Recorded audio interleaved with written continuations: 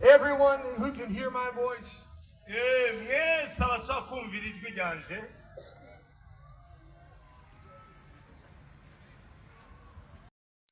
I'm so proud of every one of you. I see all of you, even out there. And more importantly, God sees you. And He knows your heart. Amen. Amen. I'm going to pray a prayer with you right now.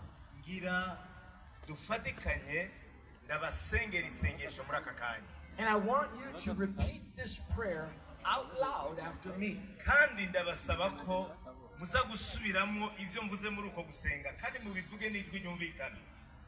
Jesus said, if you will confess me before men, I'll confess you before my Father in heaven. So when you pray this prayer together with me,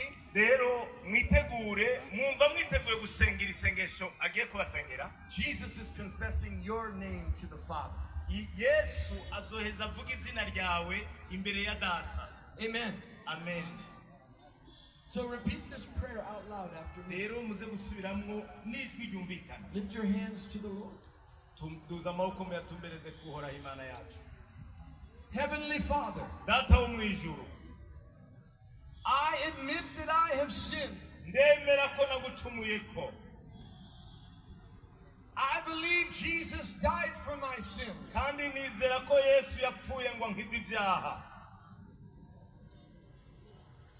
And He rose from the grave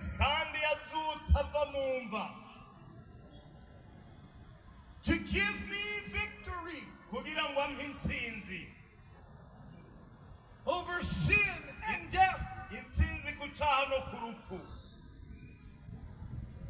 I confess my sinfulness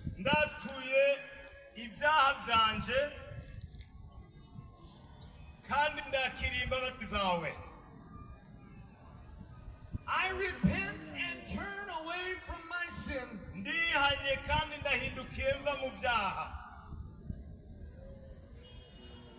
Please forgive me of my sin.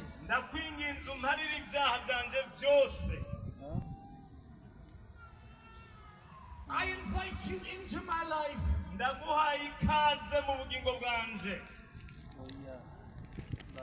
Come in and make me a new person.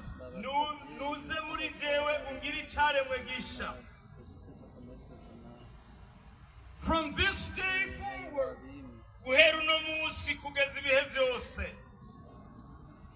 I confess that Jesus Christ is my Savior.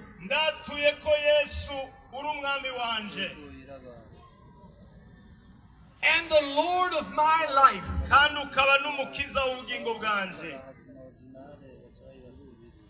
In the name of Jesus I pray.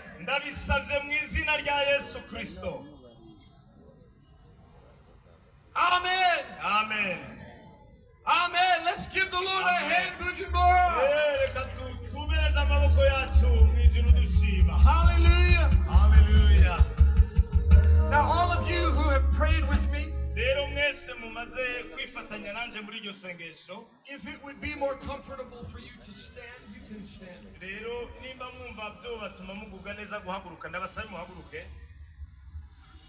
I want to talk to you for just one more moment.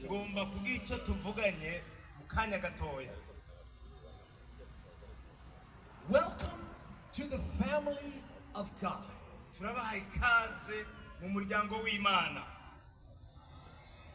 You're a member of God's family. No one can vote you into God's family.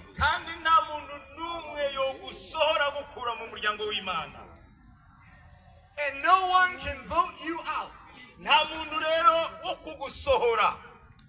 We are members of the spiritual family of God.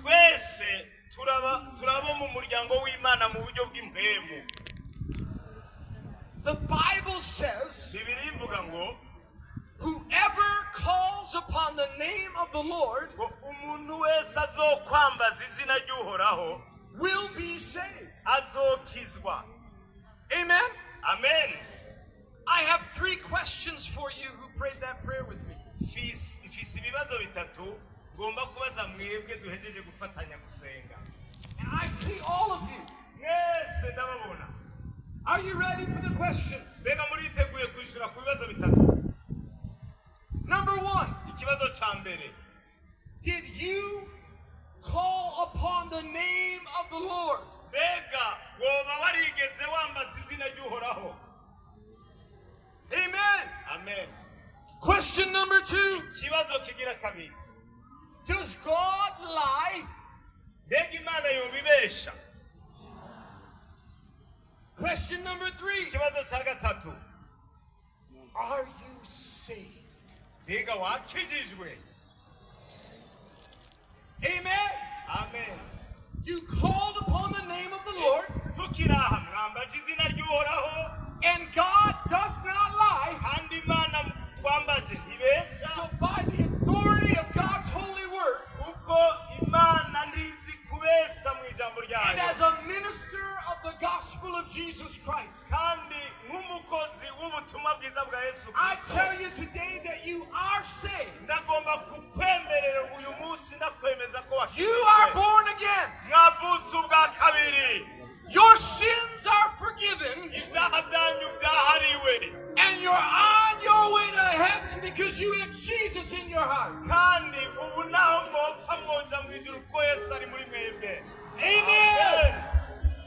Now, Bujumbura, Yewe Bujumbura, Jesus said, Yesu yavuze ngo all of heaven rejoices ngo ijuru ryose rinezererwa hamwe over one lost sinner coming home. mu gihe umunyabyaha umwe yihanye akagaruka ku Mana. That means that there's a party going on in heaven right Ukuvuga now ngo muri aka kanya mu ijuru bari mu munsi mukuru. in honor of every one of you. Umunsi mukuru wo kunezererwa mwese mumaze kwakira Yesu. Amen. Amen. So let's lift up our voices Rero reka tuduze ijwi and join with the angels in heaven twifatanye n'abamarayika bo mu ijuru and give God praise hanyuma dushime kandi dutaze for the Imana great thing He has done. kubw'igitangaza imaze kudukorera. On the count of 3, are you ready? Rero ndaharura gatatu muriteguye 1, kutuza ijwi mushima Imana. 1, 2, 2, 3. 3.